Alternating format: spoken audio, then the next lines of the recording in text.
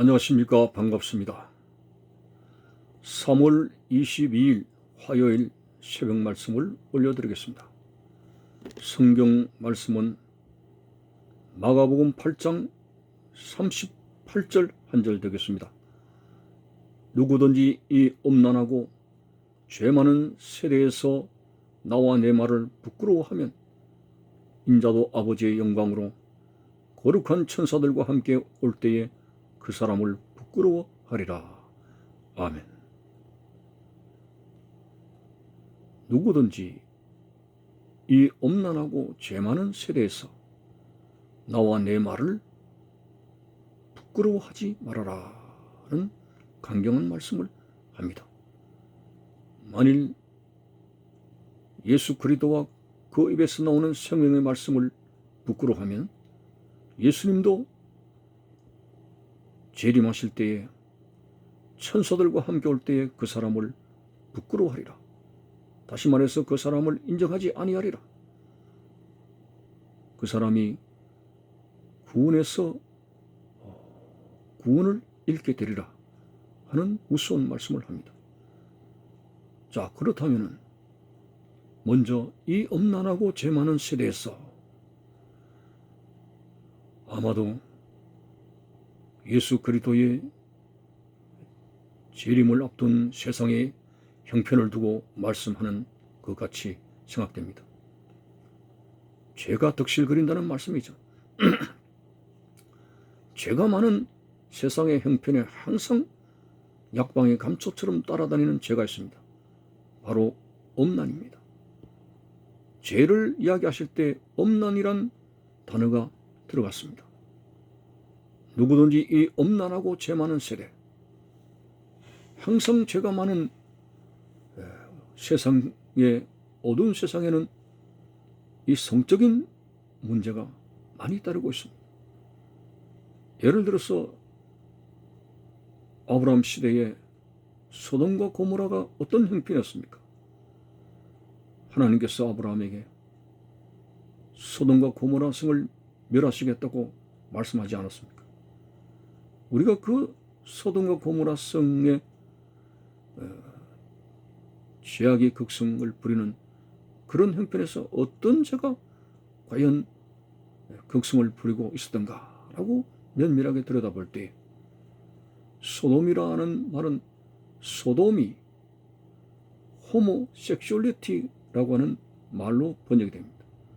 우리말로 하면은 동성애입니다. 자, 이렇게 하나님이 진노하시사 하늘에서 불비로 그 성을 다 태우실 정도로 진노하신 범죄의 극성적인 내용이 뭐냐? 바로 성적인 문제였고, 특별히 같은 성끼리 이렇게 연애를 하게 되며 하나님이 진노하시는 동성애로 치달았습니다. 구약의 율법 시대에 그들은 돌로 치라고 하는 사형 선고를 받게 되는 사람들이었습니다. 그런데 오늘날 차별금지법이라고 하는 겉으로는 굉장히 휴머니스트한 그런 인도주의적인 그러한 성격을 띈 것처럼 보입니다. 차별이 없어야 된다. 그렇죠. 차별만큼 기분 나쁜 것도 없죠.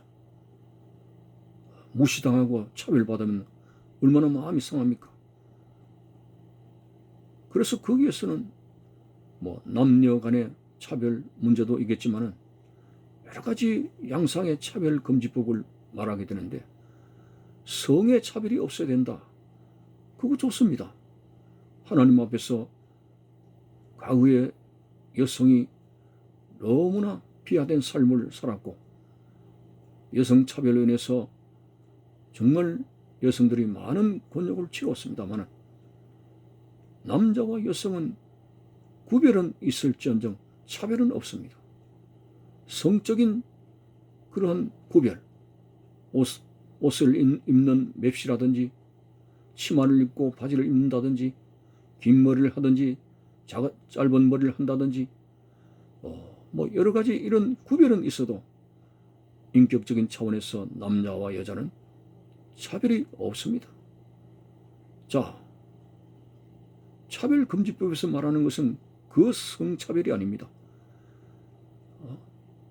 이성간에 사랑하는 것처럼 동성간에도 사랑하는 것 차별 두지 말아야 된다는 겁니다. 겉으로 보기에는 굉장히 인도주의적인 그런 도덕적인 깊은 배려가 있는 듯한 그런 이론처럼 보입니다. 그렇지만 거기에는 엄중한 사단의 계계가 있습니다.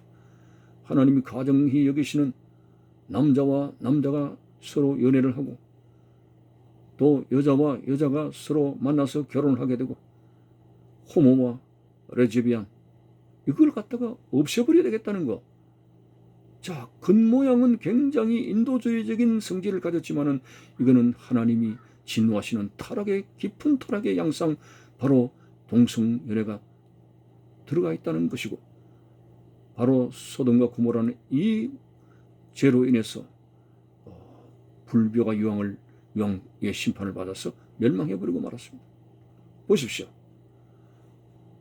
천사가 롯의 가정을 방문했을 때에 그 성 안의 사람들이 롯의 집에 웅성거렸습니다.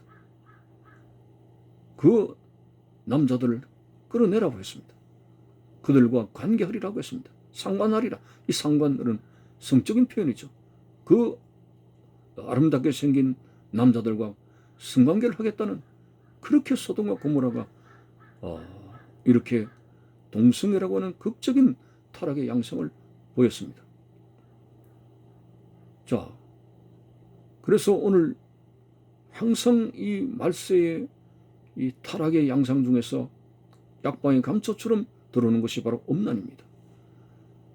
오늘 예수님께서도 누구든지 이 음란하고 죄 많은 세대에서 한마디로 영적으로 말하면 캄캄한 그런 죄악의 형편에서 나와 내 말을 부끄러워하면 안 된다. 그런 말씀을 합니다. 아니 그리스도인들이 주님을 믿고 영생복락을 값없이 받고 소망 가운데 사는 사람이 왜 예수님의 말씀과 예수를 부끄러워해야 할까요? 사람들이 다수라고 하는 절대 다수라고 하는 환경 속에서 소수의 사람들이 위축되는 경우가 많습니다. 그리스도인의 부끄러워하는 형편이 그 이유가 아닐까 생각됩니다. 말세에는 많은 사람들이 죄악을 극성버리고 세속화되어져서 죄와 더불어서 살아갑니다. 어둡게 살아갑니다.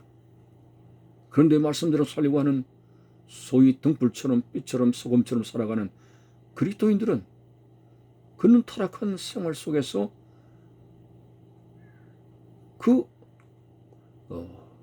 구별되게 살아가는 그 삶의 양상이 이제 그리스도인에게는 생활화되어져서 그렇게 살아가는데 그 절대 다수의 어두움에 믿지 않는 불신자의 어두운 생활 속에서 톡톡 튀면서 빛처럼 산다고 하는 그 모습을 나타낸다는 것을 부끄러워한다는 것입니다.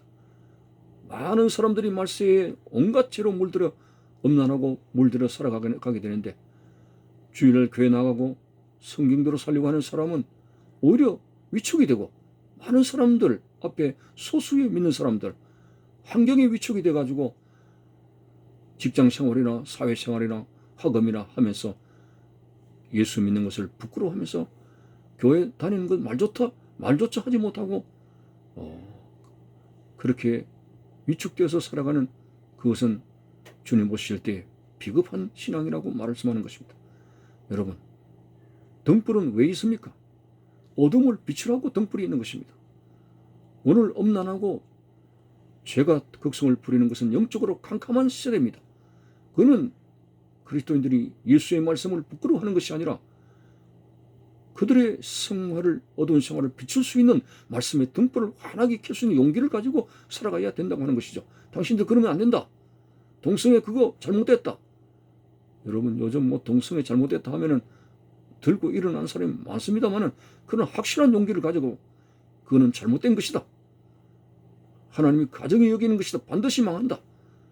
이런 예수님의 말씀을 부끄러워하지 않고 담대하게 나타낼 수 있는 것이 바로 엄난하고 죄가 많은 세상에서 우리가 해야 될 용기고, 그리고 주님 앞에서의 바른 신앙의 자세입니다. 우리가 이런 절대 다수가 전부 어두운 세상 속에서 마치 어두움이 정상인 것처럼, 잘못된 것이 바른 것처럼 되어지게 되는 오늘 세상에서 그리스도인마저 등불을 켜지 못하고, 그리스도인마저 이 어둠을 밝히지 못하고 비겁하게 예수 믿는 것을 부끄러워하고 그가 가지고 있는 말씀의 바른 논리를 숨기고 살아간다면 예수님께서도 그 같은 비겁한 행위에 대해서 나도 마지막 때에 천사들을 거느리고 나팔을 불면서 이 땅에 체림할 때 그를 부끄러워하리라, 그를 인정하지 아니라, 그의 신앙을 인정하지 아니하리라는 그런 무서운 경고의 말씀을 하고 있습니다. 바울은 말했습니다.